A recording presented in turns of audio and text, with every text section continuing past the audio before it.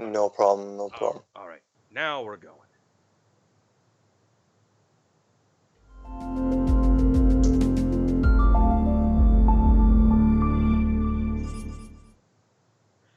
Hello, everybody. No, this is not Wrestleview Weekly. This is Wrestleview Live. It is July 14th, 2019, approximately 22 minutes after the end of Extreme Rules pay-per-view, Big Red X pay-per-view. Hi, I'm Doug Lackey, veteran columnist of Wrestleview.com and host of Wrestleview Weekly that is seen every Wednesday here on this YouTube channel, 8 o'clock every night. With me are a ton of people that are really, really cool, really, really important, probably more than me, maybe. We'll find out after we hear their opinions and everything.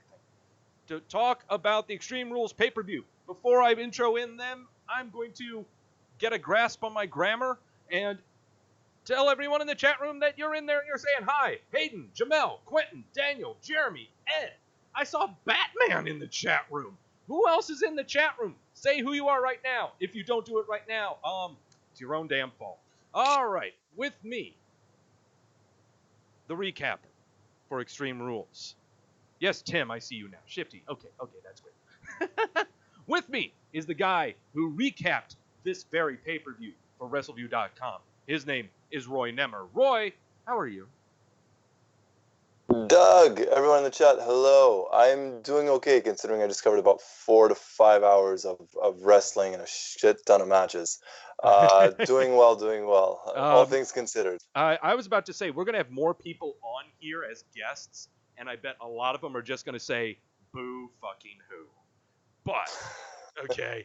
However, coming from the guy who worked really, really hard after taking a 4-week-long vacation, why don't you tell us what the heck happened on the show real quick? Give me a quick rundown of results on the pre-show and this show, if you don't mind.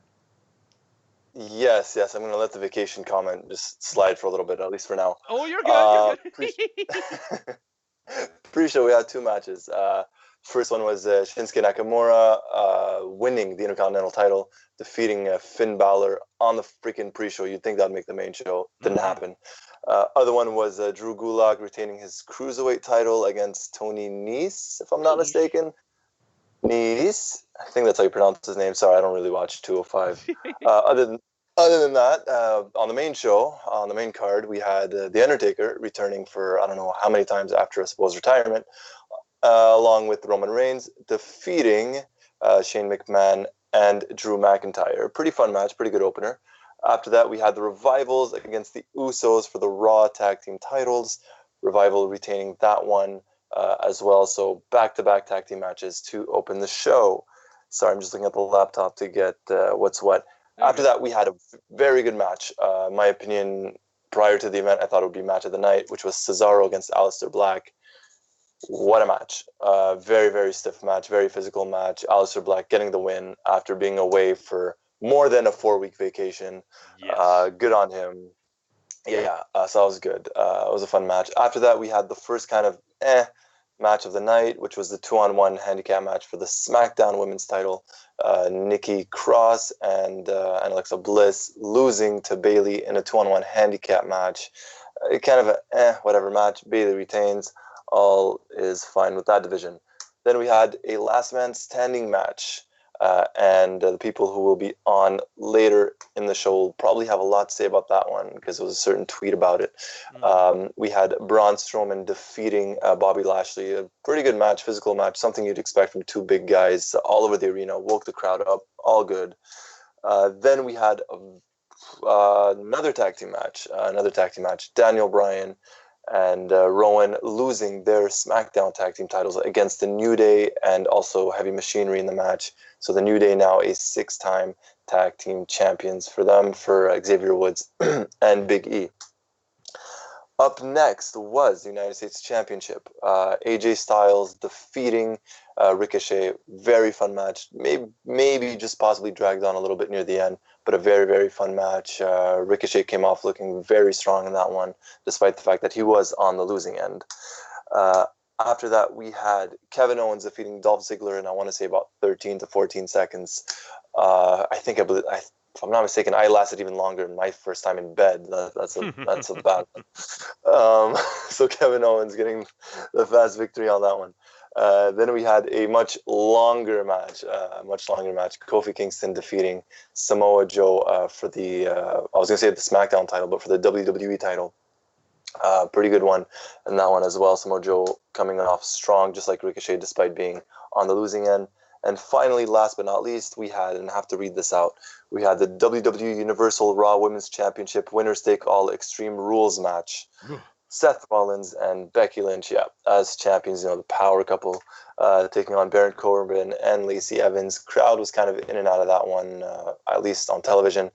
We had Seth finally winning the match for his team, and then out came Brock Lesnar, cashing in the Money in the Bank, and he is now, I want to say, a third-time WWE Universal Champion. I'm not quite sure on that, yes. but he's the champ.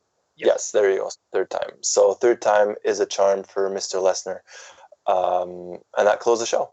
Nice. And yes, and it was a long night for me recapping. Oh, sure. I'm sure it was probably an even longer night for the people we're gonna have on right now. Oh yes. Because I think they had a longer night because they're actually carrying for 3 people that watch this show. And of course, I'm talking about Mike, Victoria, and Tiny Human Tedesco that were all there at Philadelphia live watching Extreme Rules. They are on the road back home from Philadelphia right now. Mike, Victoria, how are you two doing? Hello, Doug. Roy, we're doing good. You sound like you're in fine spirits. Oh yes, you have absolutely. survived after that show. Woo. So, I guess number one thing is, first off, fill us in on being there live and the show itself. Like, anything that you really saw that maybe we didn't see watching on a big television screen, Well, if I had to say, if you ask anybody who goes to these events, you ask them that question, they're always just going to tell you the same thing. There's nothing like actually being there and seeing it all unfold live. Even the stuff that's like, dull on TV, like if I go to like a Raw or something like that, when they used to have commercial breaks during the matches, so long ago, like that seems like it would be boring to like the home viewing audience, but Sure. When you're actually there, it's like, hey, this is not that bad. This crowd was electric the entire night. I don't know how many shots they had of the Wells Fargo Center, like wide pan shots, but this place was filled to the rafters. Wow. And like everything up to the very last row, there was people sitting there. And usually, like, man, oh man, those are like the worst kind of seats you could possibly have. There were people there watching this show, and they were with it for the most part. The crowd was with it the entire night. It kind of faded once we got to the 4-hour mark of the show. Around the U.S. title match, it started to fade a little bit, but the main event brought them back. The main event, I know Roy just said it came across as if it was quiet, but the crowd was there the whole way with them. I think on the there were some really great spots with Baron Corbin, some great teases that he might win, and the crowd was just like going crazy for it. They couldn't abide by it. It was that was awesome. That was a lot of fun, and the Lesnar cash in, wow, what a pop! I got it. And the one thing that I saw with Strowman and Lashley, like, you had to see everybody, because we saw them going out, into the crowd, and then leaving, obviously, that part of the arena. Of course, yeah. And people were bolting just to get a glimpse of them. Oh, sure. in by the concession stands and everything. And one person actually got kicked out of the arena because they were trying to get like a picture of them, and they were running off with security, and they're trying to get in the shot. And then another person, Strowman hit a fan. Yeah. Strowman absolutely wiped out this one guy when they were going up to try to go to the crash pad thing. This one guy got in the way, and I think he tried to shove Strowman, and Strowman grabbed him by the shirt and just sent this guy absolutely flying. That was definitely not part of the show. It was probably my favorite thing on the entire show. It was incredible. I thought I thought that guy was part of the show. Yeah, he almost looked like a plant, to tell you the truth. Though it was a fun part, I'm pretty sure he might have been a plant along with about the 4 or 5 other humans that were around that area. Okay, to us, like he was there the whole time, so but however, the one that you're talking about that was probably kicked out of the arena and was getting into shot was actually getting into shots, because in between that area where they first went into the concourse and started beating each other up, you could see in a doorway 2 or 3 security guards trying their damnedest to keep someone from coming through. Okay. Yes, that was the one. Yeah, that was it. Yeah, it was crazy. That stuck out to me, obviously, just because you just see everybody running out like there's a fire.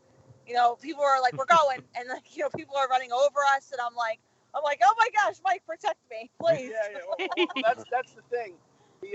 The crash pad spot with Strowman and Lashley. The last man standing match ended when Strowman power slammed Lashley off the concourse into like this crash pad thing. That was the section right next to us. So there's Braun Strowman and Lashley brawling right next to me and Victoria, pretty much. And I'm like, this is awesome. And I'm also thinking, wait, she's pregnant. This is not good. So it was like, I was trying to people didn't care. They were running over. Oh yeah, but I was like split between my wrestling fandom and trying to be a father. It was very tough, very tough. Most important thing, everyone's good though. That's the most important thing. I cannot wait to have these prioritization problems later on in my life. These sound fantastic. Okay. That was, and you kind of answered my question already, but I guess the big talk about all the past WWE events for, I want to say, the past month and a half have been attendance. Like at the Stomping Grounds pay-per-view and at the Raw and SmackDown shows following that. And we're talking, this was only about 3 or 4 weeks ago. Everyone talking about tarped off areas, no one coming to the show, no one cares about WWE anymore, AE-dub, AD-dub, New Japan, blah, blah, blah, blah, blah. So you're telling me this is practically a sellout crowd? Oh, it was absolutely a sellout crowd. I know they did a thing where they were pushing tickets like, you know, buy 2, you know, get 1 free or something like that. They were doing some deals and stuff, but when it came time for showtime, this place was jam-packed, absolutely jam-packed, and it was that's the kind of atmosphere you get when you're on the East Coast. You know, like this area, the tri-state area, is the original hub for WWE. So if they can't sell out here, that's when you start worrying. That's when you start to get scared. But they're coming back in September for Raw and SmackDown in Madison Square Garden. Those are expected to sell out immediately. WWE, creatively they're, you know, stumbling a bit at certain points. But if you watch just these pay-per-view specials, you would think everything is perfectly fine. You know, as long as you don't tune into the television product itself, you know, this company is doing fine. It's not in the dire straits that everybody says it is, you know. So it was great. This was just a really, really great night. We went to WrestleMania earlier this year. Obviously, everybody knows that. For my money, and I spent way more money on WrestleMania, that's for sure. This was the better show, and this is actually, in my opinion, I think this was the best WWE show, top to bottom, of the year so far. This just had a little bit of everything for everybody. Mm-hmm. The kids were entertained. You know, there were kids around us that were just like going nuts for everything. There were adults around us that were going nuts for certain things. They're like, "Oh man, I can't believe they did that!" Like, and we had a group of lapsed wrestling fans sitting behind us that were just kind of going to the event to check it out. And I'm telling you, they left the night going, "That was really friggin' awesome." That was just there was just things you didn't expect. Like I bought these tickets because they said Undertaker would be there. So that was awesome. Just, you know, I put out a tweet and honestly, Undertaker, that match, opening up the night, really set the tone for the rest of the show. Mm-hmm. Immediately, the crowd, you could tell it wasn't one of those situations like, oh, huge match, hyped up, crowd's going to eventually be dead by the next, like, the second match going in? No, absolutely not. Yeah, like that was the thing I was really worried about because, you know, from a live perspective, you would think, like, you know, the crowd's going to get burned out. Undertaker, Roman Reigns, this big main event match that's going on first. The crowd, the next match out was the Revival versus the Usos.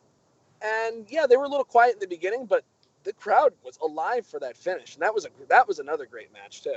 And this they just kept building progressively very nicely. And they didn't burn the crowd out. Just when things were starting to get long, they send Kevin Owens and Dolph Ziggler out there, and they have a 10-second match. Just to, like, wow, okay, that was cool. Let's wake up a little bit. I know Roy even said that woke him up a little bit too when he was recapping. It's like, okay, here we go.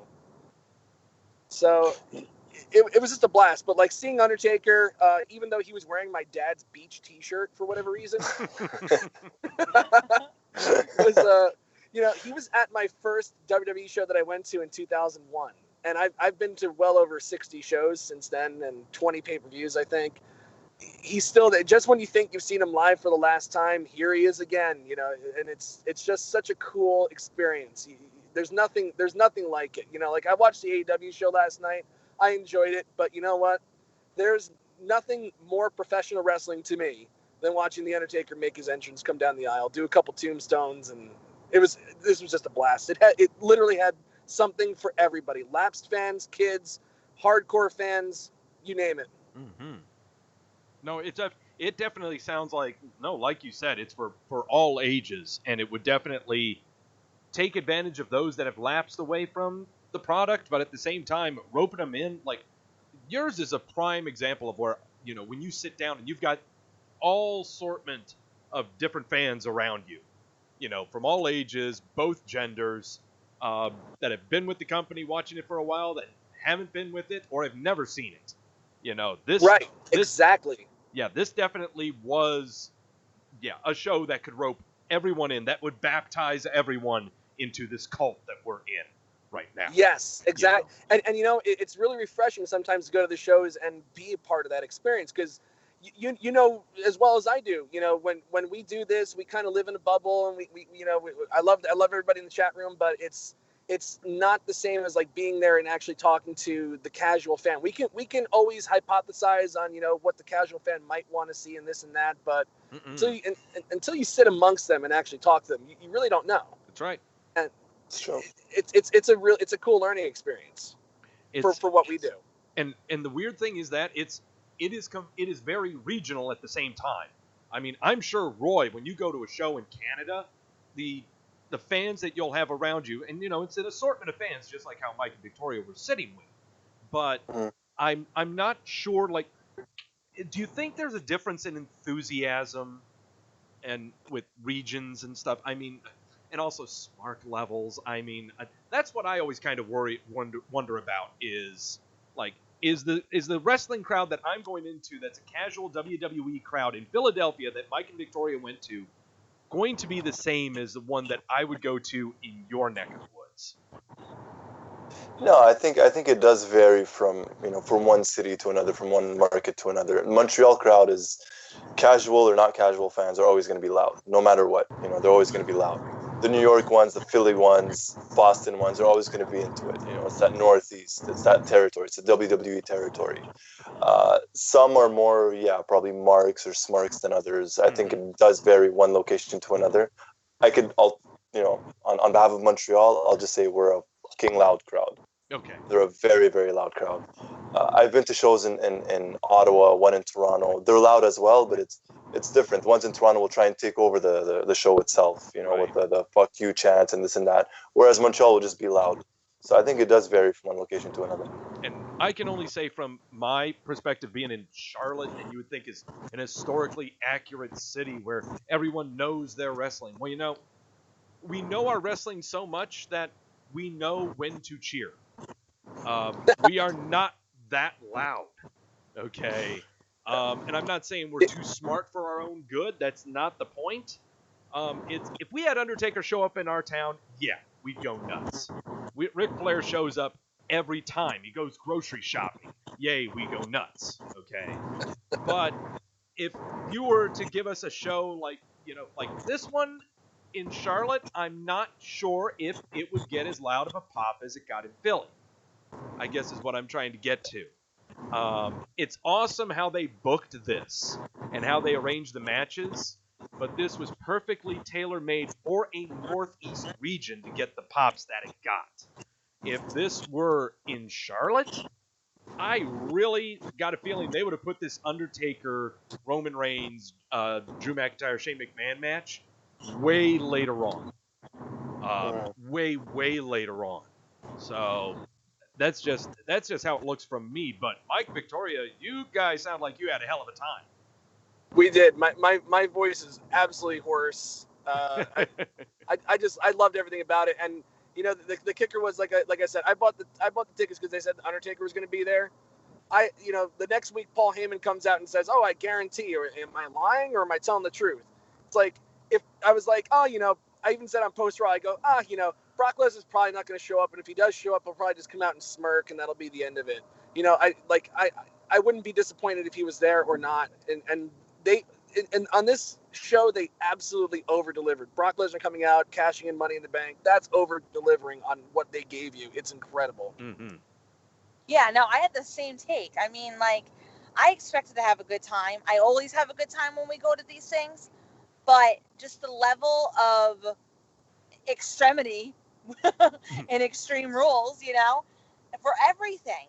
There really wasn't a point where, things definitely got dull in some aspects of the evening, but overall, I didn't sit there and I wasn't bored by any means. And I didn't even want to get up. I didn't want to go get food. I didn't want to go to the bathroom. Wow. I wanted to stay at my seat, and I wanted to watch the entire show. There wasn't any point where I'm like, I could go now. I'm not going to miss anything, whatever. I really, really struggled to kind of not get out of my seat because I really just wanted to stay. And when she says she struggled, she really did, because she's pregnant and the bathroom runs we're probably going to stop at 15 rest stops before we get home for sure. But on that note, since you guys I'm sure are going to take a pee break here in the next 2 minutes, Mike, Victoria, thank you so much for calling up and everything. You guys are going to be covering Raw tomorrow night, right? We certainly will be. We are. We certainly will be. Excellent. And apparently next week is a Raw reunion as well, so we're looking forward to that. I'm very curious to see what that's going to be. I'm looking forward to that. Yeah, I know, right? One thing I just want to say real quick before we hang up, it's, again, from a live perspective, when I go to these shows, I wish that I could harness that feeling back at home, because I really go to these shows and I turn off my analytical brain and I am literally just watching because I enjoy it. And I'm not overthinking anything. I wish I could take that home with me, because when I sit at home, I start watching on TV. It's totally back. Why the fuck are they doing this? Why are they doing that? I wish I could go to a show every time. It's a blast. Awesome. Everyone in the chat, everyone listening, please take note of that. Please, for the love of God, do it for yourself and do it for your friends. Okay, Mike, Victoria, once again, thank you so much, and we will check you out on the post-Raw recap tomorrow night. Sounds good, buddy. Thank you, everybody. Thanks, Roy. guys. Thanks, Roy. You're welcome, Great job guys. on the recap, Doug. Thanks a lot, man. Talk to you later. Thanks, guys. Have a safe drive home, guys. Oh, God, I thought they'd never leave. No, I'm kidding. I know, right? God. Finally, now it's just you and me. All right. Time to. All right. But it's good to get their perspective, and I'm glad we kind of chatted about the different regions, because I'll be honest, Roy, I've always wanted to kind of pick your brain about regional differences with crowds, but again, this show, and I really think that he kind of nailed it on the head there, that this show had something for everybody. It did. It really did. No, for sure. I always like to do these shows starting off with one question, and it's a very simple one, and I always kick it off to you. It is not a loaded question like I usually end up asking, so don't worry. Most pay-per-view recap shows or TV recap shows, they nitpick over the littlest things, and they bitch about everything. Instead, on this show, I would like for you to talk about the first thing that is a positive that came to your head. And there's a lot of positives from this show. But what's the first thing you think of from this show? What is the first thing you're going to tell people about? It was properly paced. It was properly scheduled. Yeah. There was nothing, no match felt out of place, to be honest with you. Like, it was just, we started off hot. It was a good match with The Undertaker and Roman Reigns and all that stuff. And then after that, it was just boom, boom, boom, boom, boom, one good match after another. Like, it probably got near the very end of the show. You're like, all right, like, it's starting to drag on a little bit. And that's normal considering it's a 4-hour show. You know, as long as that didn't happen at the, first hour, hour and a half, I loved it. It was properly paced, properly scheduled. You had some very good matches. I could name you 3 matches just off the top of my head right now that were like, wow. You know, I'd go back and watch them again in a heartbeat. Like Mike said, there was something for everyone. Yeah. You're an old school fan, you have The Undertaker. You're a new school fan, you have AJ Styles, you have Ricochet, for example. You want that kind of shock value, even though maybe we kind of were expecting it. You had Brock Lesnar cashing in Money in the Bank. You wanted a fight, you wanted a brawl, you got it. Braun Strowman, Bobby Lashley. You wanted tag team wrestling, you got tag team wrestling. You had everything. And I guess what's weird is everything you said right there, we could almost look at any card from any pay-per-view. And you just look at the pay-per-view card on paper, and you could say almost the exact same things. You know, I mean, look at it on paper and not even looking at the X pay-per-view itself, okay? But there's just something, like you said, about how this pay-per-view, it was paced. It was paced incredibly well. The decision to start off the show with Undertaker and Roman Reigns, I cannot think of a better booking decision this company has had in the past 3 years. Seriously. That was one of the best decisions. Does that come from Vince? Does that come from Bischoff or Heyman? I don't think it's from Bischoff or Heyman right now. Just because he's signed them on and everything. They've gone to headquarters. But I think right now they're trying to, I don't want to say put together their teams that they want to do, but I bet you they're already thinking of the ideas they want to do. The problem is there are storylines and programs that are already in the books that go on here going into SummerSlam. Okay? Fair enough. But it is a toss-up. I'm not sure if this was a Vince idea or not. I'm not sure. I can't really say for certain because to me, Vince McMahon to me is the consummate TV producer.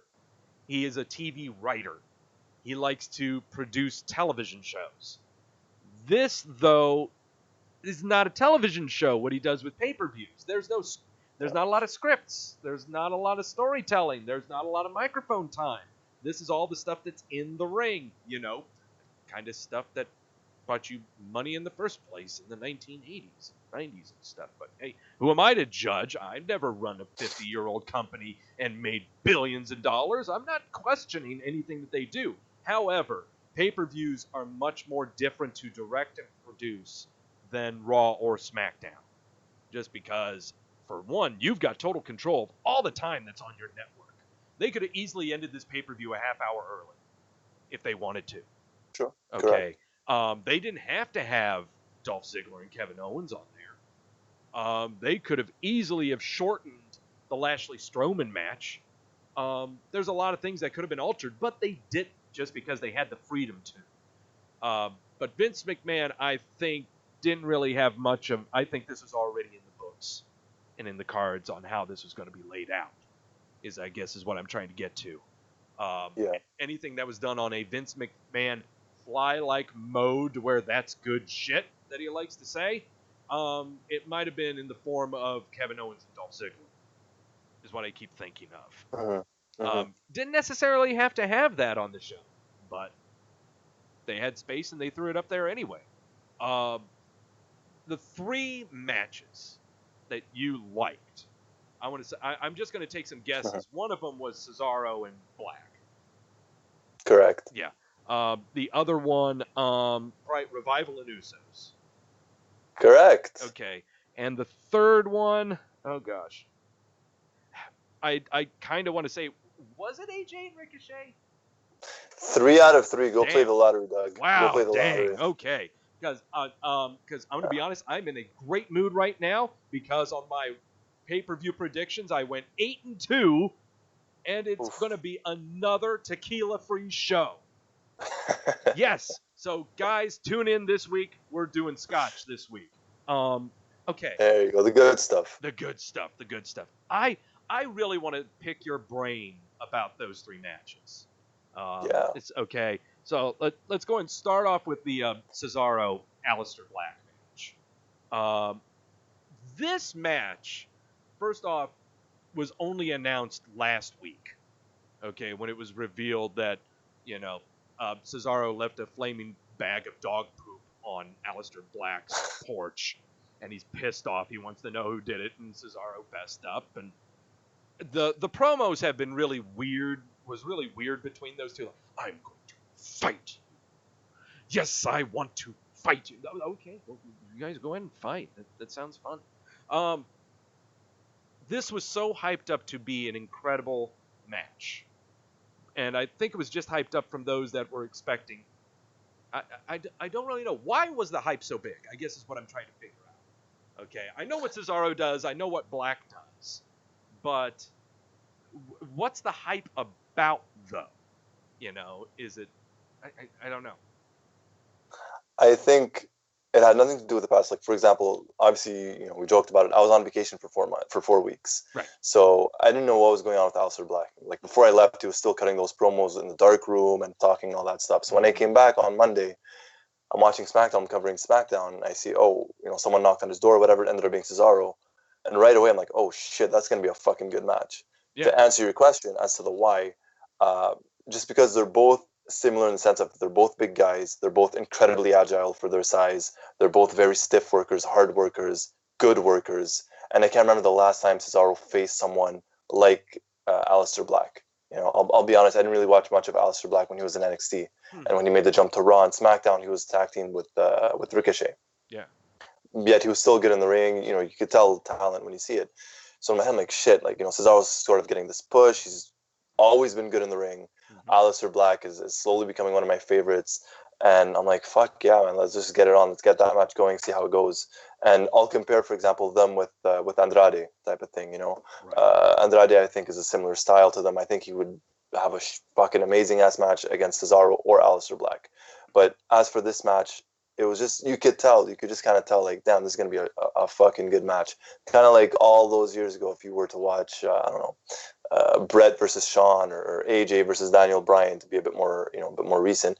Just the styles are going to mesh, so the chemistry is going to be there, and they're going to knock it out of the park. And they fucking did. They swung, they hit a home run, and it was, wow. It was, in my opinion, probably one of the better matches of the year. And I loved it. Oh, I really like this one too, and I'm incredibly cynical when it comes to overhyped matches. Okay, when it's about quote unquote technical wrestling or quote unquote strikers and stuff like that, because by God, this is theater. Okay, of course. But if you can pull, my big thing is whenever I hear about hyped matches like this, or say like the first time we ever had Nakamura and AJ Styles, we had that at WrestleMania. Or when there are many other overhyped matches like Seth Rollins and Daniel Bryan. When we hear of overhyped matches like this, I'm immediately thinking, all right, no selling, trade off spots. You do your thing, I'll do my thing. Insert tab A into slot B and then rotate the spinner on C.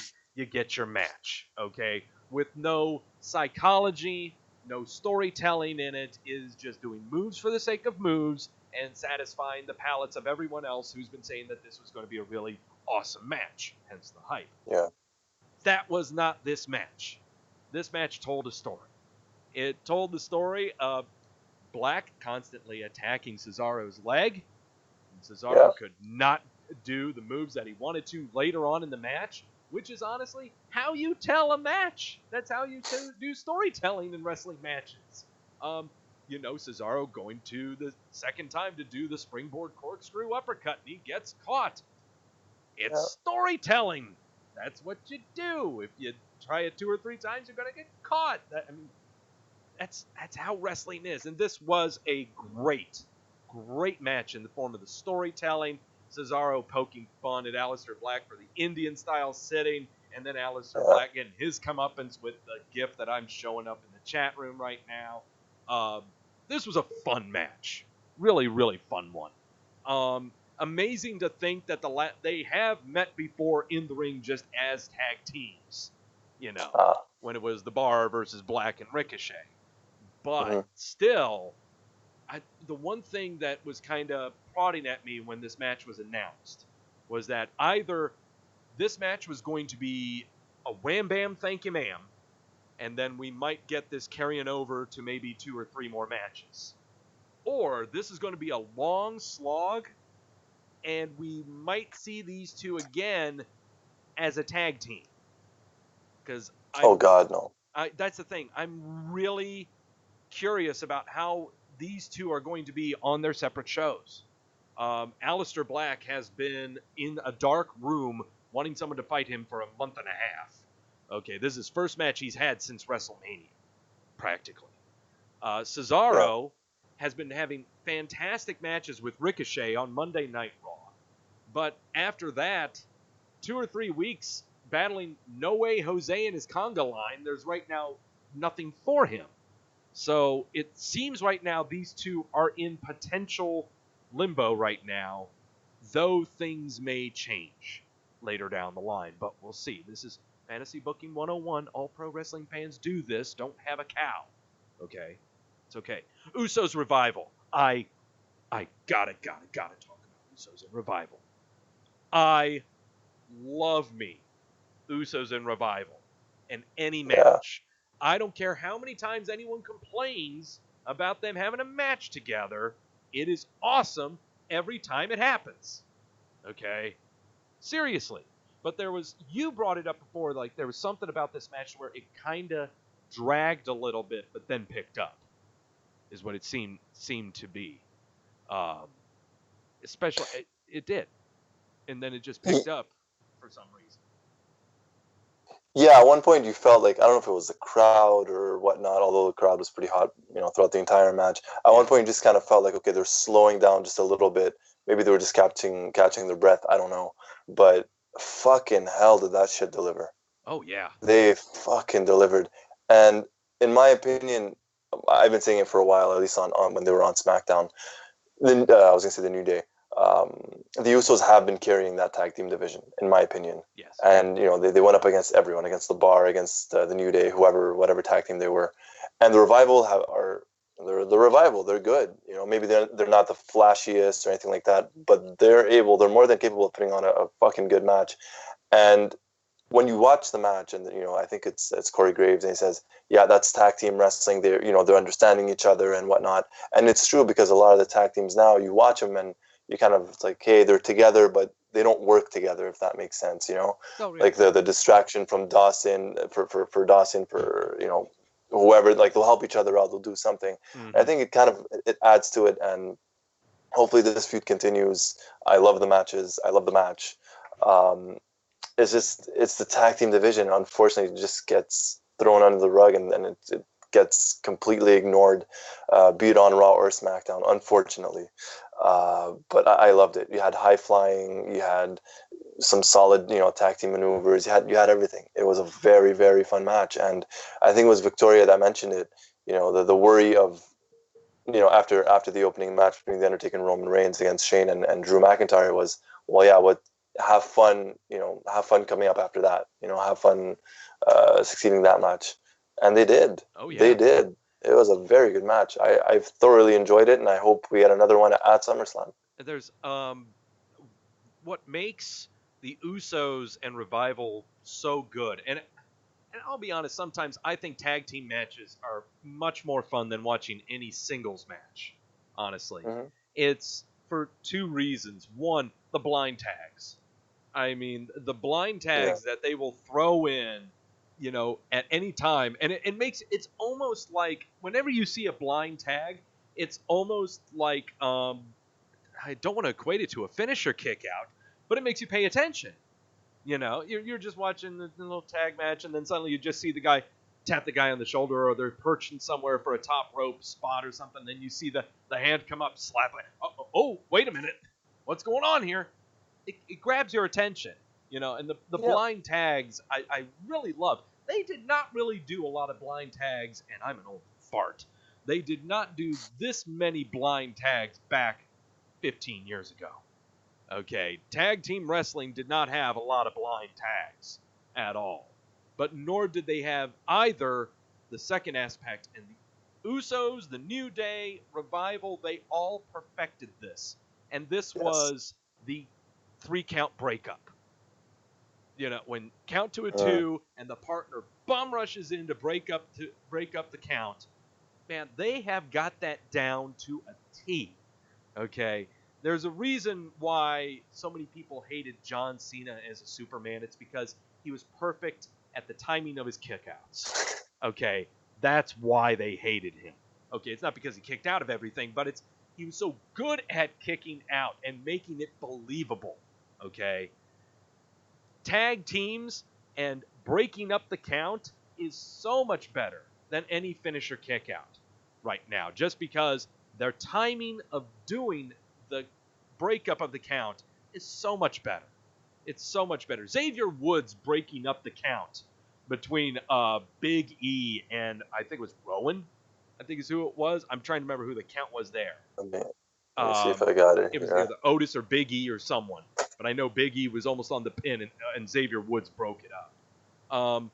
The breakups in this one with, what was it? Wilder getting the splash on Uso, and then his brother coming in to break it up with the splash.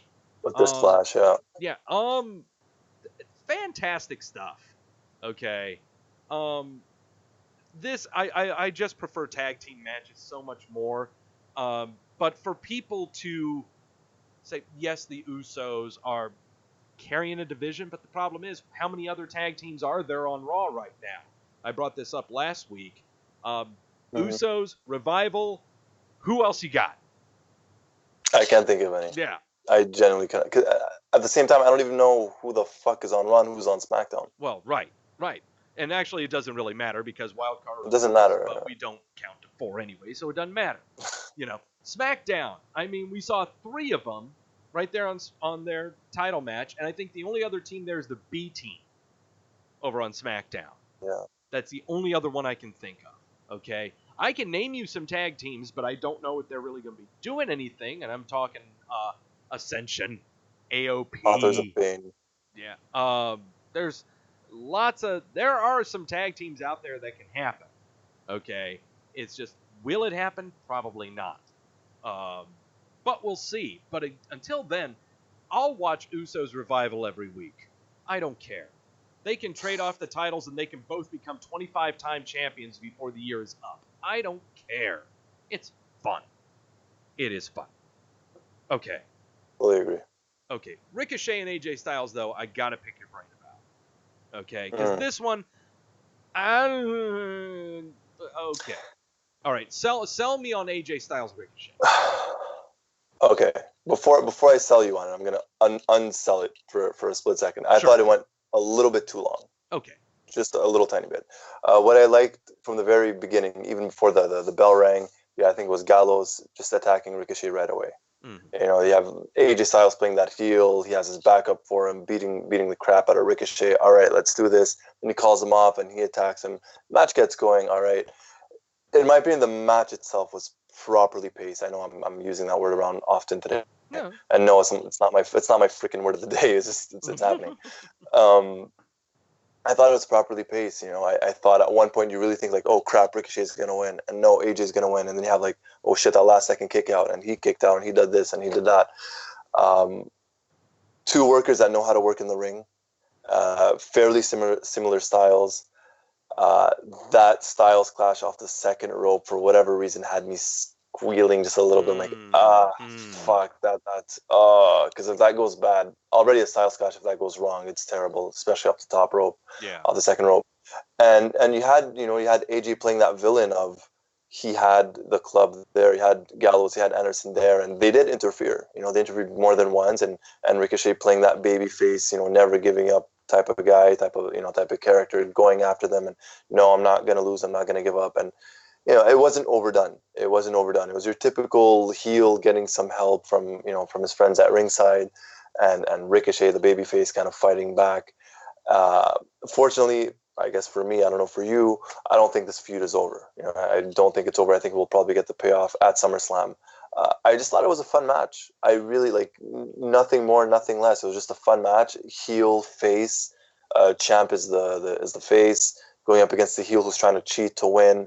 I love the cover where Ricochet pretty much had AJ beaten, and then you had Gallows point to the referee. Oh no, AJ's foot is under the ropes, and it's small things like that. It made it fun. It made you think like fucking shit, like damn it, AJ is a heel. Ricochet does have him beaten. He can't beat him, and I just enjoyed it. I just really enjoyed it. I guess. Well, first off, I totally agree that this is not just a one-off. This is going to carry over. We're going to have another one. We're gonna have a SummerSlam match with these guys. That's for sure. I guess what's weird is that I really don't want to say that I'm going through AJ withdrawal and Ricochet overload. AJ Styles hadn't been on TV for upwards of, he was getting close to 3 weeks. I mean, not being in the ring for 3 weeks. And then we have built onto a character of his that now the swerve has happened. They've reformed the club. Gallows and Anderson can be on TV now. That's what we've got. Mm-hmm. When it comes to Ricochet, I've been on Ricochet overload. Ever since he's been put on Monday Night Raw, he has been on every week. He has been on for singles matches and tag matches, whether they be for, irrelevant programs or just being, the buddy to the main program that's going on, or having his classic matches with Cesaro. My lord. But I've kind of been on Ricochet overload is the problem. And so to me, this had, what does AJ Styles do again? Oh, that's what he does. Oh, but Ricochet always does that. Okay. That was kind of that was bias. That's complete bias by me. Coming into this, watching the television show and being conditioned and everything. However, I totally agree with you when it comes to the pacing of the match, the structure of it, and the absolute storytelling of it. No, it was a good match. I'll totally show it to anyone else. But it's just for my own tastes, I've got some bias to it, and it's just because I've been conditioned. That's the only thing. Fair enough. Now, maybe, and you're probably right, because before I left on vacation, Ricochet was literally on every single show. Yeah. Now, if you and I'm being serious, I'm not taking the piss or anything like that. Sure. If you think you would have taken 4 weeks off and not watched wrestling for 4 weeks, and then you watch SmackDown this past week, and then you just watch the pay-per-view, you think you would have enjoyed that? Ooh, yeah.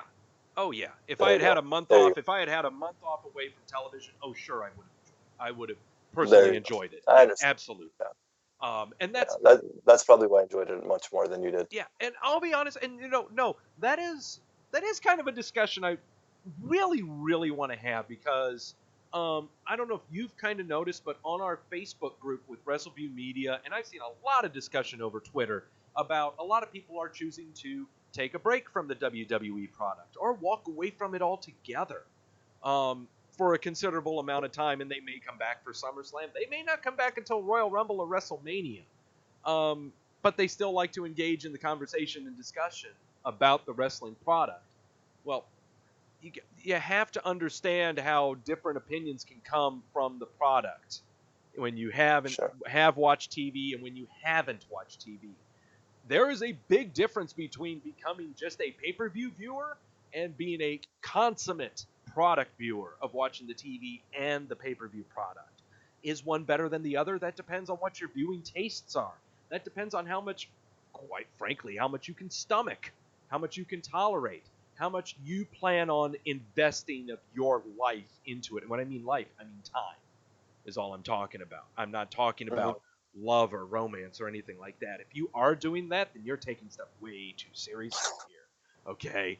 But, that's just as we would discuss on this show, 5-7 years ago, about how viewing tastes have changed, of how we've gone away from pay-per-view viewing, and now here we are streaming and watching our pay-per-views on stream. Just as much now, people are watching stuff on demand more than anything else, and their tolerance for low risk on investment is at a minimum. Okay? want to make sure that what they're watching is going to be good, and if it ain't good, no more. They want no more of it.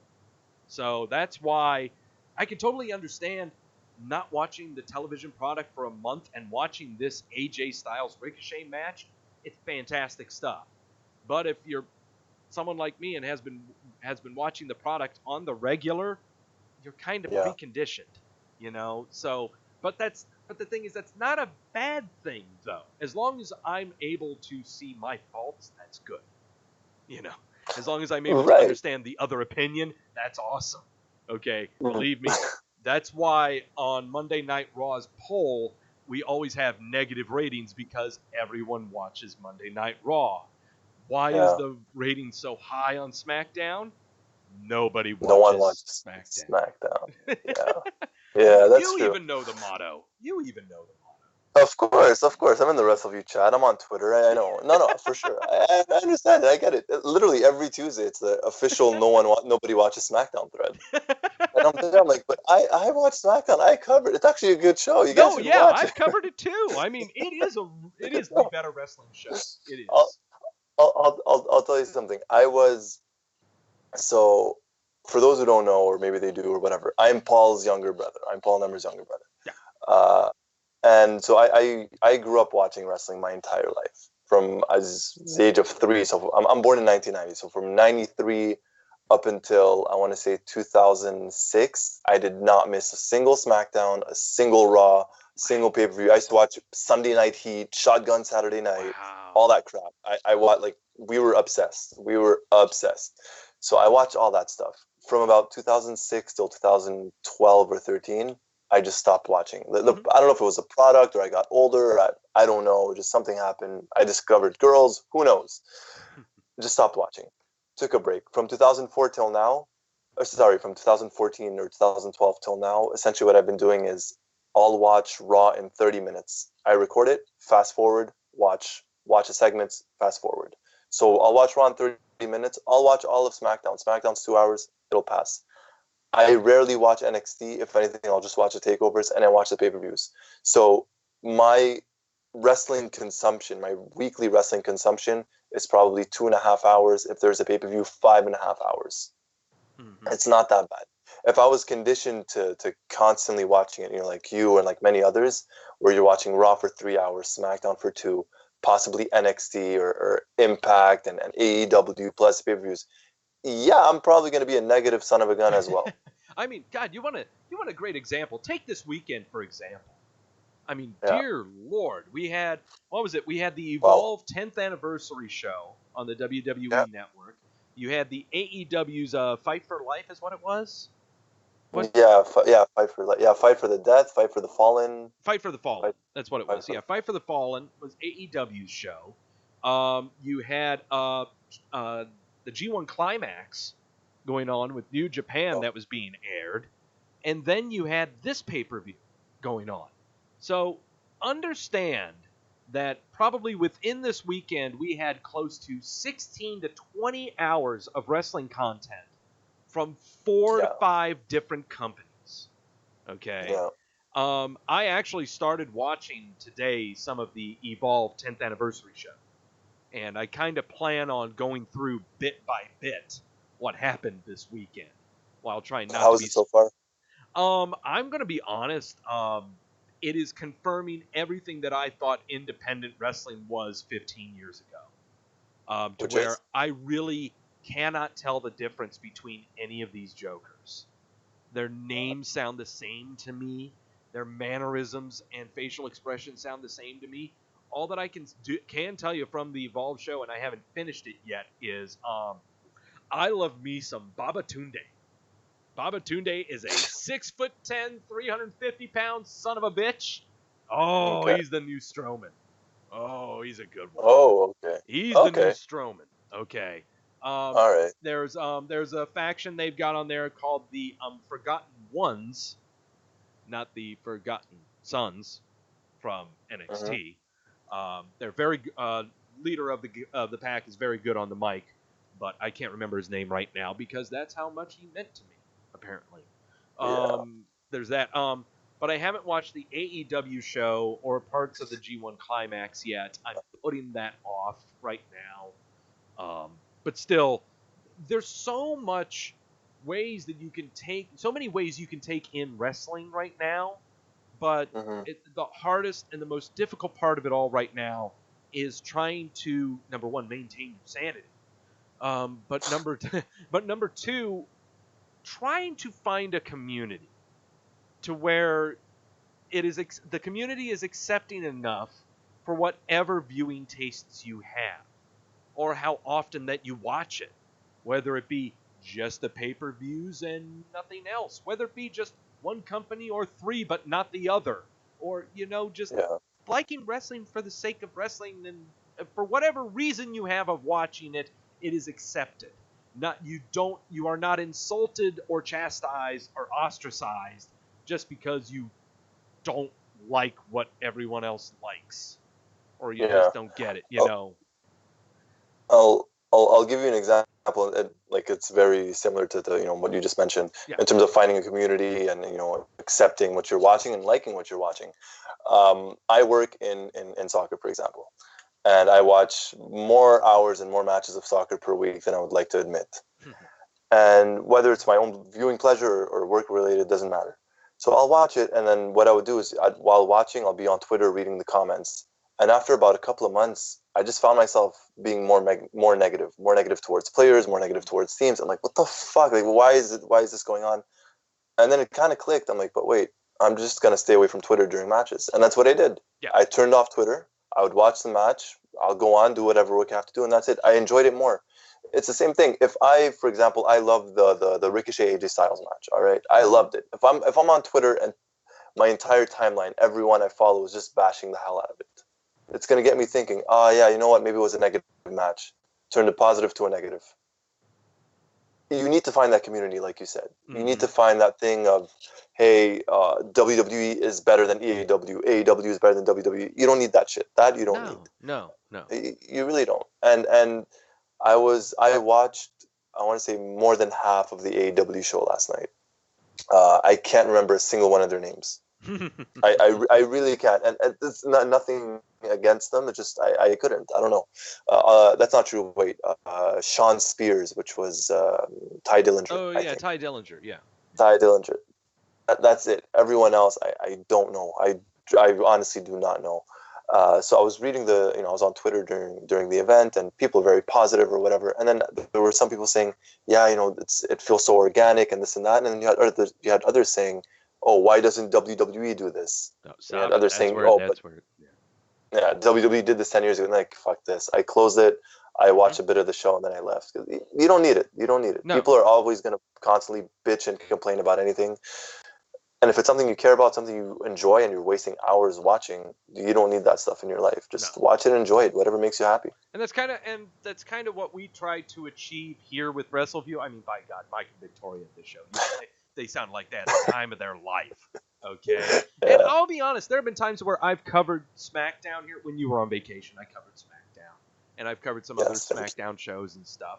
And I'll be honest, I do enjoy recapping it. It takes me back to when I used to do role-playing wrestling, way back during the infant stages of the interwebs. Okay, where I'm basically just typing what I'm watching. But there's just something about getting rid of that negativity to enjoy the product. And that's one thing, if people are not taking a break from WWE or break from wrestling in general, they're taking a break from the peanut galleries, taking a break from the outside chatter. Honestly, I used to be on Twitter and do funny ha-has all the time on Raw. The problem is that it makes me have to watch Twitter all the time. I can't do that. No. Okay? No. I could only try to type my comments and go away. Don't look at how many replies it gets. Don't get how many likes or retweets or anything like that. Just say your stuff, move on. And then don't look at it until the next day when it doesn't really matter. Okay? But I want to talk about a match before we go. Yes. I want to talk about a match that I really liked. And I'm showing it right now. And it's that triple threat tag team match. Okay? Of Daniel Bryan, Rowan, New Day, and Heavy Machinery. This was the Heavy Machinery show. Okay, this was all about these big, doughy white guys doing stuff. Okay. But also, this was just a fun one. It protected Daniel Bryan well, showcasing the big guys doing stupid stuff you wouldn't expect big guys doing. I really wish I could have a GIF of it to where, what was it? Big E did a spear to the outside, and I think Xavier Woods did something to the outside. And here's Otis. Otis is thinking about doing something, going to the outside, goes off the ropes, stops, walks through the ropes, and just falls on people. It wasn't even a jump. No, it wasn't even a jump. It was like a queen-size mattress falling off the balcony was what he was. But then Tucker, he gets up on the top rope, and he's going to jump off the... This was just a fun match. Just had all of those, the kick out, count breakups, the breakups on the count, blind tags. I mean, there was a point in this match I really had no friggin' clue who was legal. I don't know if you were able to keep track of it. It was near that tail end to where all that madcap stuff was happening on the outside. This was just a fun match. Daniel Bryan, he's got Woods trapped up, about to do a surfboard on him. He just looks at the ref after pulling it and says, "Oh, wait a minute, there's no DQs." Oh, yeah, wrench him back, wrench the eyelids, tear out his mouth. Oh, man. And I'm sitting like, all right, we're not going to get any screw-ups on this match. It's already been established there's no DQs. Okay. Just fun stuff. But not really telling the story of any kind. It's just fun stuff, and there's a difference between this kind of fun stuff and a match that you would, if you said it was a triple threat tag team match in another company, they would seriously just be doing spot after spot after spot, no selling. The pacing's horrible. This was, like you said before, with past matches, brilliantly paced is what it was. Yeah. No, it was when I saw the match coming up, I'm like, I like Daniel Bryan, I like Rowan, I love the New Day. Heavy Machinery are fun and funny to watch. I'm not a fan of triple threat tag team matches. Oh, sure. Just not. And I'm like, fuck, because we just had 2 tag team matches, to start off the pay-per-view, which were good, which were very good matches. I very much enjoyed them. I'm like, but here comes one that's, a triple threat. I'm like, let's see how it goes, and, whatever. It was fun. Like you said, the Daniel Bryan remembering, like, oh, no DQ, no problem. Rake of the eyes, get him in the mouth, whatever it was. There was one spot where he had the crossface, was it, or the SCF, whatever it's called, on Big E, and then he grabbed his arm and grabbed his leg. And, fuck, it's fun. It was fun tag team. It was fun wrestling. Not to mention, like you said, the Otis thing where he was running, and then just stopped, goes through the ropes, and just kind of falls. That was cool. It was. I was impressed. I was impressed because I did not expect to like this match as much as I did. I really did not. One thing which I did cringe was that headbutt by Daniel Bryan. First, I saw that. I'm like, wait, is he actually doing a headbutt? Oh shit! I'm like, okay. Yeah. But other than that, no, it was really fun. I enjoyed it. Rowan, I do wonder what's gonna happen with Rowan now, though. I don't know if he's gonna keep him with Daniel Bryan, especially now that they lost the titles. But that's for another time, another story type of thing. Yeah. The match itself, I loved it. It was good. It was really, really good. Oh yeah, got fun stuff. I'm sure we may get a rematch, New Day and Rowan Bryan, something like that. We may get another rematch. Who knows? But of all the stuff we've talked about with the show, we have yet to talk about the elephant in the room, and that's the main event. First off, before we talk about what ended the show, what scene we got to end the show. First off, mixed tag, Extreme Rules, winner take all, the most multi-adjective match I have ever heard from the WWE. It's about as close as, like when you go to a restaurant and they have white bean tortilla chicken soup. Okay, way too many adjectives. Just tell me you have soup. That's it. Okay, way too many adjectives. But So we have this weird kind of match where, again, it's mixed tag, but you have to tag to bring the person in, but it's Extreme Rules. First off, I had to take some Tylenol to try to wrap my head around that concept. But I want to bring up first, because honestly, I think this is a bigger elephant in the room than the actual scene that we saw to end the show with. And that was Baron Corbin hitting the end of days on Becky Lynch. Because for far too long, we've been hearing, I want to say for the past 9 months, this has been a kind of a conversation topic for the past 9 months to a year about intergender wrestling. And how, some people think, oh, it's just wrestling. That's no big deal. Oh, it's just to show that women are equal from men. No, it's blasphemous. And men should hit a woman. You shouldn't show violence against women. But women are in violent situations. Yeah, of their own gender, but never against the male gender. But it's all about equality. All right. Let's go and quash this right now. Okay? It's meant... The intergender stuff is meant to happen in certain places. And it has a certain effect. Okay? Case in point, I don't know. Well, you said you watched wrestling in '93. Did you watch any of ECW's television tapings from way back when? Before they were on TNT? Like when they were in syndication? Stuff where, I want to say, I know it's not Don Marie, or stuff where like Don Marie would get hit with a chair shot or something. Yeah. That or like, God, what was it? Tommy Dreamer's chick would get pile driven by Shane That's Douglas. It. Yes. I can't remember her name, but yes. I remember. Francine getting hit with a chair. Yes, this was her name. Kimona Wanalea getting hit with a chair. That was her name. There are times and places for this sort of thing. Okay? When I saw this kind of stuff happening for the first time, it was meant for the shock value. And then that was it.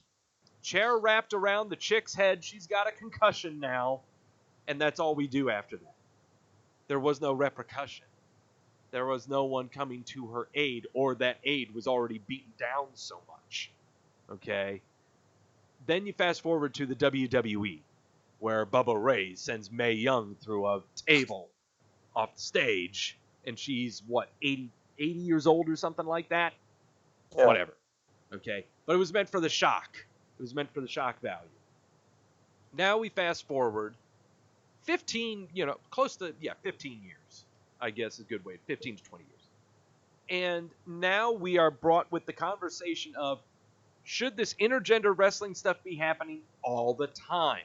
But it's no longer shock. It's meant to be in a match. But here's the WWE and gave us a fine line between the two, is what it is. This was about as fine of a line between the two as between shock value and, the men of the intergender wrestling, This is a fine, very tiptoed line, I think.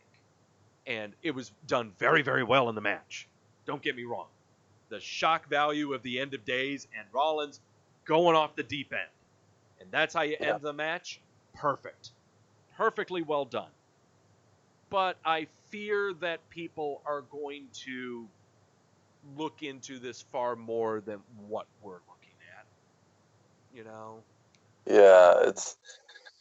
I tweeted about it, or not specifically about that. I tweeted after the match saying whatever it was I said. And then there was someone, I can't remember who, said something like, oh, this made my stomach turn, or whatever it was. And look, I'm not advocating for men to hit women or vice versa or whatever. Don't get me wrong. But like you said, for the shock value, I think it was brilliantly done. Yeah. I really do. I might get heat, or I might get hate by some people, so be it. I thought it was good. I thought it was well done. It was properly executed, because right after it happened, the camera just cut to set the space, and his eyes just lit up. He's like, "What the fuck?" And then it cut back to Corbin, and Corbin's talking shit to him. He's like, "I think told Corbin, him, what are you gonna do about it?" Oh God, that shot with Corbin. Corbin's What are you gonna do? You're We're not gonna gonna do do shit. Oh exactly. God. It was properly done. And Yes. it's not something we're getting, every week. Like we had the mixed tag team tournament thing that was on Facebook last year and the year before, and no one got hit, no one got anything. And they kind of teased it, I think, on Raw when Corbin attacked Seth from behind, and then I think Becky was about to hit Corbin, then in came Lacey and hit her with the women's rights. So maybe they were kind of hinting to it, but the way this was done to end the match and the production, the camera production, where it just cut to Seth, then it cut to Corbin, then it cut back to Seth with the kendo stick. It was, or a church shot, whatever it was. It was just so properly done. Yeah. And if it's done once every blue moon, I say go for it. It's not, it works. It adds to the show, and it added whatever spice needed to be added to the match. Oh gosh. If you're gonna, we just had it brought up in the chat room with yes, Rock the Ice. Royal Rumble this year. Nia Jax eating an RKO. it's true. It's true. Yeah, I forgot about that. Yeah, I mean, I forgot. No, you're absolutely right. It's just there are proper places for it, for this to happen, okay, and not on the regular, okay. I know a lot of people in the chat and everyone are bringing up China. China didn't wrestle dudes on the regular, and for one, are we trying to compare what China looks like to what Becky Lynch looks like? Stop it. Not only that. Forget what China looks like, and I do agree although I do agree with it. Forget that. Put that aside. It was a different time, different era. The Attitude Era was full of violence, full of chair shots, full of women getting beaten. We had Mae Young, like you said, Mae Young going through a table. Yeah. We don't get that anymore. Fortunately, no, we don't get that. If we get a woman beating up a man or a man beating up a woman in WWE in a scripted environment, on pay-per-view, not on live television, on pay-per-view, once or twice a year, I'll accept it. If we get it every week or once every while on live television where there are, kids watching and whatnot, I get the frustration. I get the apprehension. But once in a blue moon on pay-per-view, it works. It works. It to me it can't be done on the regular, but to me I'm almost at a pace of something like this should only happen at most once a year. Okay. There you go. Yeah. Once a year, where a moment like this, I'm not talking about a match between a man and a woman. I just mean a moment of something like this. I mean, we got it with, 2 or 3 years ago when Ronda Rousey put Triple H in an armbar and Triple H is going fucking bonkers. Okay? But the moments that I'm normally thinking of is not as much the male beating up the female, it's the female beating up the male. And the only way that will really happen is when the female is a baby face and the male's a heel. And you've got to have the right components to have comeuppances like that happen. Because far too often it's males beating up the females and some kind of retribution happening of some kind. It's going to be a while within the WWE until we have an actual kind of moment like that to where the female gets a comeuppance on a male of importance. I'm not talking about James Ellsworth, people. I'm talking about a male of importance, okay, and gets a comeuppance. And it's a female that, again, I know I'm going to catch flack for, is not China, okay, is a female like Becky Lynch, is a female like I'm just saying, someone like her of that stature, that other females could identify with. Let's put it that way. Okay. No. But the other elephant in the room is Brock Lesnar, cashed in. He is now the Universal Champion again. Yeah. There were people in the crowd chanting for "We want Lesnar," and others chanting "No, we don't." Who were the smarter people? It depends how it would have been played out. I was talking to, I was messaging, or Mike and I were messaging right before the match, and we're kind of talking, and I said something like, I feel like this pay-per-view, like we're gonna have something big, like they're building up to something, they have something up their sleeves. And he told me, it's probably gonna be Brock Lesnar, and I told him, it's probably that. And he mentioned it. He said if they could somehow get Lesnar to turn face, I think it would be just amazing. And I'm like, well, how? How would you do that? And he said, well, unfortunately, you would need, Corbin to win the match. Corbin wins the belt. And then you have Lesnar come in, cash it in, and there you go. So imagine that heat. Imagine Corbin hits a deep six on Becky Lynch, somehow gets the win. He's celebrating. He's getting booed like crazy. In comes Lesnar, cashes in, wins. He's a babyface type of thing. That could have been properly done.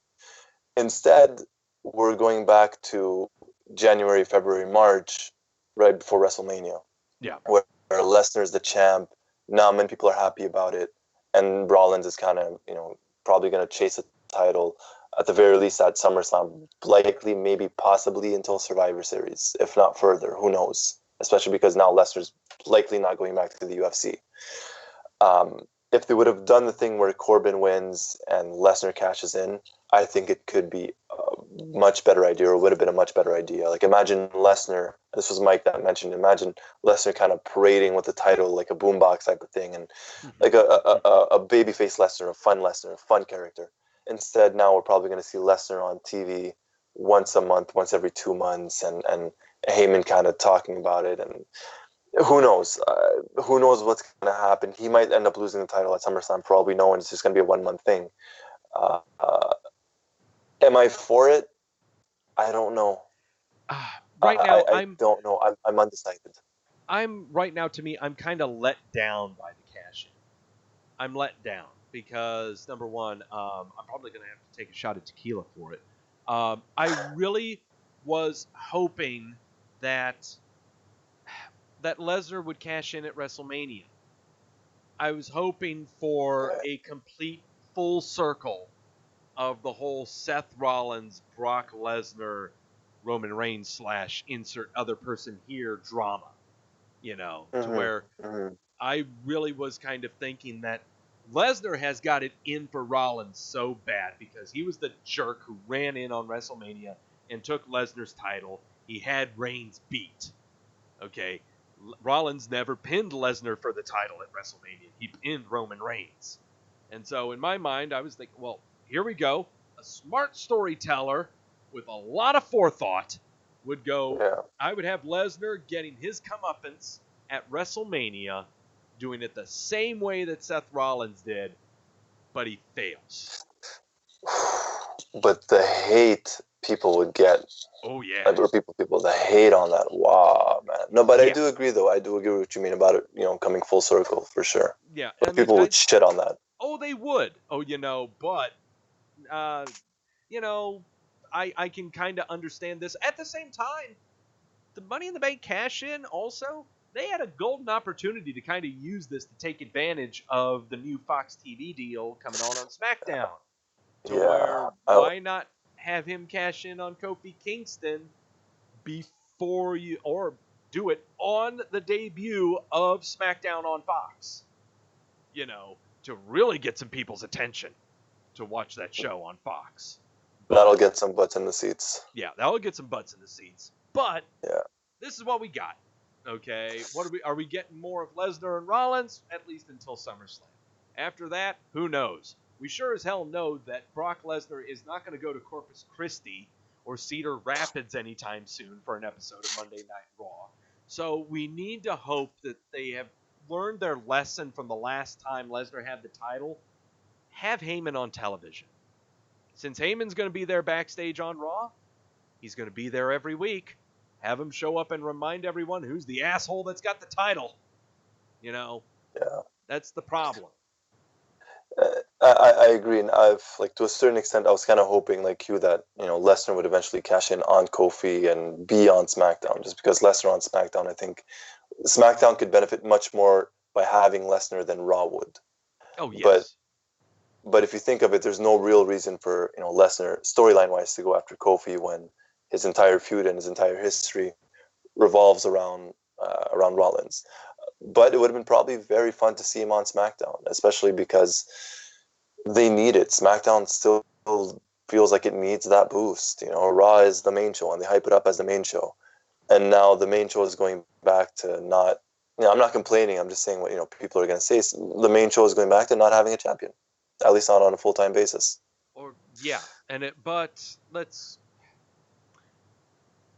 That is going to be the complaint, that Raw is not going to have the champion.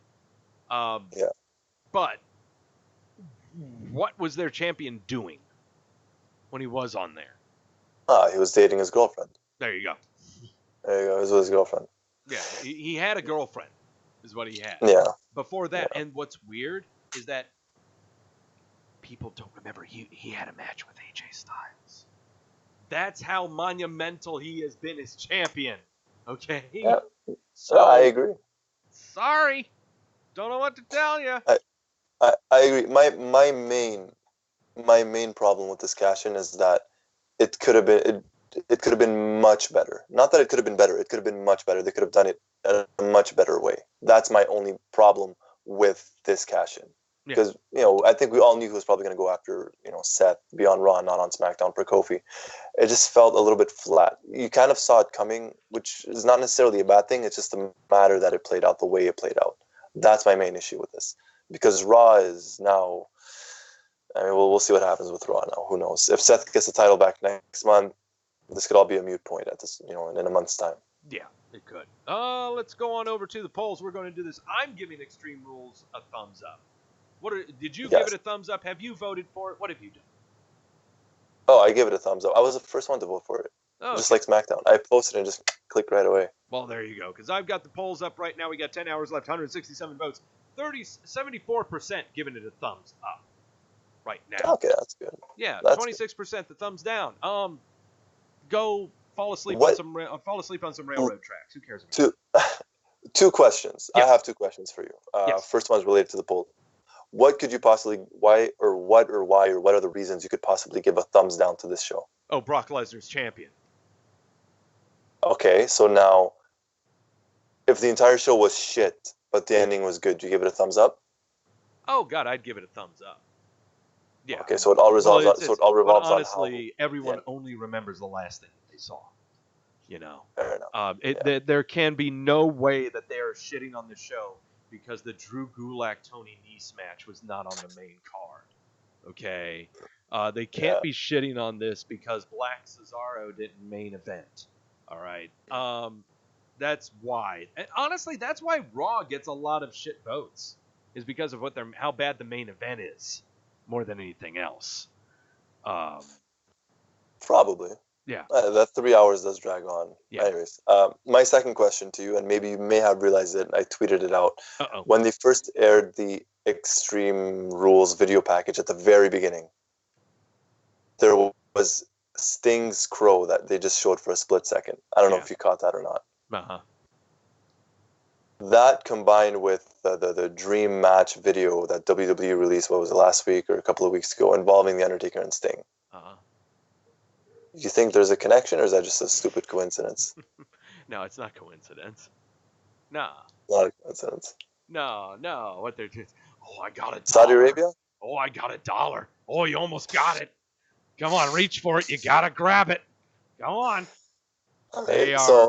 What they are doing right now is planting seeds into you right now so that the organism grows. Yeah. Much larger and much larger.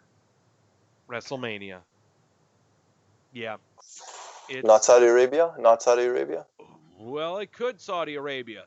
Oh my God, if that happens in Saudi Arabia, if Undertaker Sting happens in Saudi Arabia, America will implode on itself. Because they will go, that is our match, goddammit. You are going to have the two icons of the two wrestling companies, the Monday Night Wars, in America, and you're going to do it over there. I cannot wait. The world will implode on itself. Undertaker Goldberg happened. I'm not comparing Undertaker Goldberg to Undertaker Sting. Don't get me wrong. I'm not comparing. Undertaker Sting is the dream match of anyone who ever watched wrestling. But they did have Undertaker Goldberg. I've never asked for it, but okay. Yeah. But did you catch the crow though, or you didn't? Yeah, no, I caught it on there. At first I was thinking, well, I'll be honest, I'm glad you brought it up because I was at first in my mind I was, oh, that's just part of the Undertaker's motif or something like that. But no, not so much.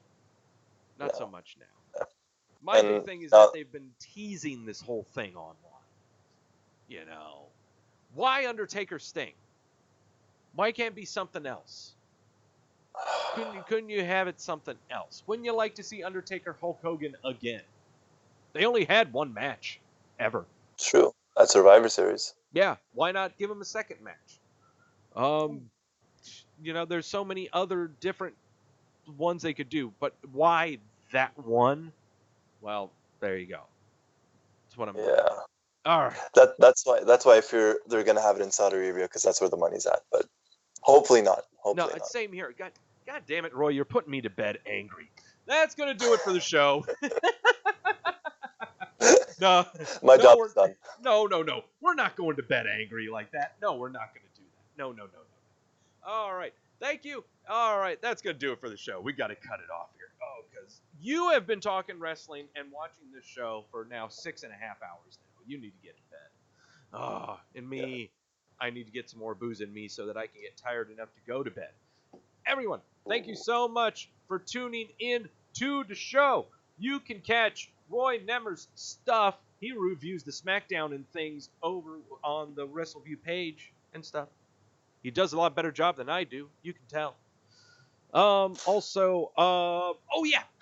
Everyone in the chat room, say who you are right now so I can properly thank you for being in the chat room for this long, or maybe you just stopped in and you're trying to get credit anyway. Shifty, Tim, Andrew, Daniel, Rock the Ice, Brian Farmer's in there. What the hell are you doing in there? Quentin, Jamel, who else? Come on, let yourselves be known right now. I will forget you in 2 minutes' time. All right, Mike and Victoria are going to be back here on the Wrestleview YouTube channel covering Monday Night Raw following that. So that'll be a lot of fun. Bork Laser's going to show up again. We know that, I'm pretty sure. Let's see. Nick Kalona says hi. Whatever you are, I'm going to call you Nick. Hi, Nick. Hey, Hayden. Yes, Hayden. I forgot about you. Mike and Victoria, they're going to be covering Raw afterwards here on the show. I'm going to be here Wednesday night on the Wrestleview YouTube channel. Again, I went 8-2 on this pay-per-view. It has been 2 months that we have not had to drink any of this disgusting, awful liquid known as tequila. They have been better shows because of it, and I'm a lot happier person because of it, too. We know shit about professional wrestling. It's going to be a Johnny Walker Double Black Wednesday. So, tune in. It's going to fall off the tracks in 15 minutes. It's going to be a fun one. Hey, Lewis. Yes, Lewis. Lewis, you sexy bastard. Finally saying hi. Okay, that's enough of that. Let me see. Let me bring you back over here to Roy. Roy, thank you for trucking through this long slog. Recapping the pay-per-view and coming on here with me. Thank you so much. It was fun. It was fun to be here. I haven't been on here in a couple of months. It was good to recap the show. I'll be on SmackDown. I'm gonna try and not make this announcement. I'm gonna make it anyways. I'm building towards anyways, trying to make a SmackDown post-SmackDown podcast show. Mm-hmm. So I don't know if it's gonna be debuting this week or next week. I know Doug and I we spoke about it last time, a couple of months back. Yeah. I'm definitely looking forward to doing it. I'm going to try and do it. Might just test it out maybe first on Wrestleview's Instagram page, possibly, just to see how that goes. But it is in the works. And other than that, good to be here. Fun talking to you guys. Fun talking to you, Doug. Mike, Victoria, hope you guys are home safe or almost home safe. And on to tomorrow's Raw. Oh, yeah. That and I'm pretty sure Mike and Victoria are probably at home right now in bed trying to fall asleep to the beautiful sounds of my voice right now. So I'm going to do the best as I can to lull them to sleep right now, as well as everyone else, and try to lull you to sleep, as if you haven't already been lulled to sleep. No, I'm kidding. Everyone, thank you so much for tuning in. Really appreciate it, guys.